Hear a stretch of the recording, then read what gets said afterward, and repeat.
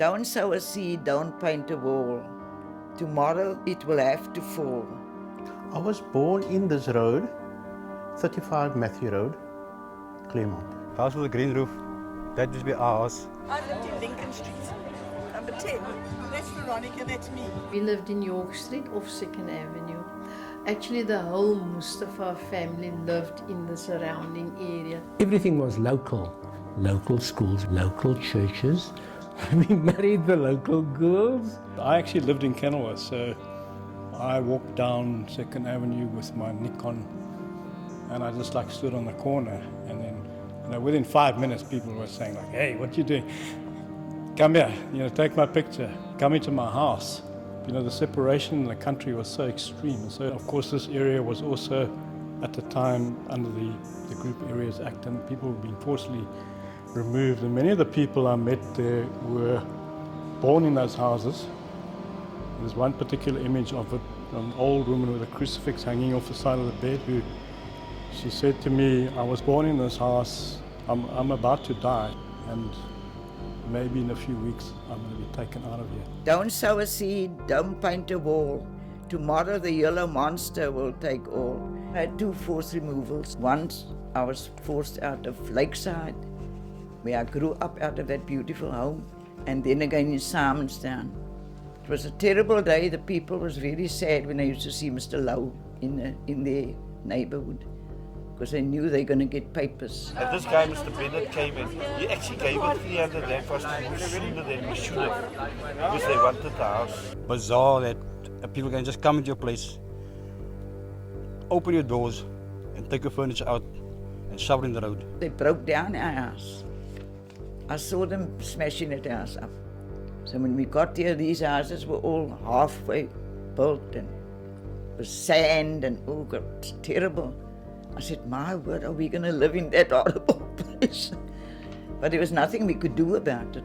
Now we got to, fight to get our own properties back. It's been a difficult process for ex-residents instituting a claim now, because you literally have to become a researcher. Fill in forms and go to interviews and so on. The process is so technical, there's no real consideration for that, the trauma that happens to an ex-resident who now feels again displaced, lost in the system. Why is this process taking so long? The District 6 community, when people speak about 60,000 people being forcibly removed, and the fact that only 2,400 families are coming back, you really begin to understand the scale of return. I think when people who come from other areas of removal, whether it's Simonstown, Harfield, Newlands, if you are talking about a concept of return, it's almost like you're talking about a brick wall, because you may institute a land claim, but where are you going to go back to? My heart was always here in Claremont.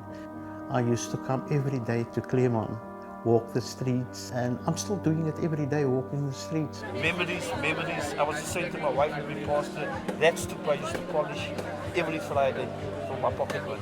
We still attend the same mosque up till today. Just chatting about days gone by and what we did, what happened, and just mind the residents, we don't offend them. We might be standing on the ground here. Yeah. I always expected a knock on my door. I was very well aware of the history of the area when I bought my house. I think there are more people that are aware of this than one presumes, especially white people. So let's get down to the basics. I'm back in the area. People greet me. They make remarks.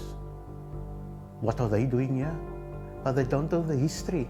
I was born here. There's a Harfield Village Facebook page, and people were commenting on crime and pointing out people they believed were suspicious. And people go onto Facebook and they make comments that are probably not what they would normally say. There were certainly some racist comments. If you were kicked out of Newlands and your furniture was left standing in the house and the new owners took it over, I would demand that I would return to the same house with that same furniture. When people make that demand, the response from the state, the response from landowners who live there now, it's completely lacking. And I think that the responsibility for creating that space where people then are able to make that demand, you're able to have a discussion about what it means, whether it's possible, impossible, that space doesn't exist. I feel forgotten. I'm glad I'm going to die soon so that I don't see the future that we have to face still. There's a woman inside there and she says that she's not allowed to let anybody in. So I don't know whether she's the owner or just the tenant or somebody looking after the place. But it's disappointing. I thought I could just have some closure.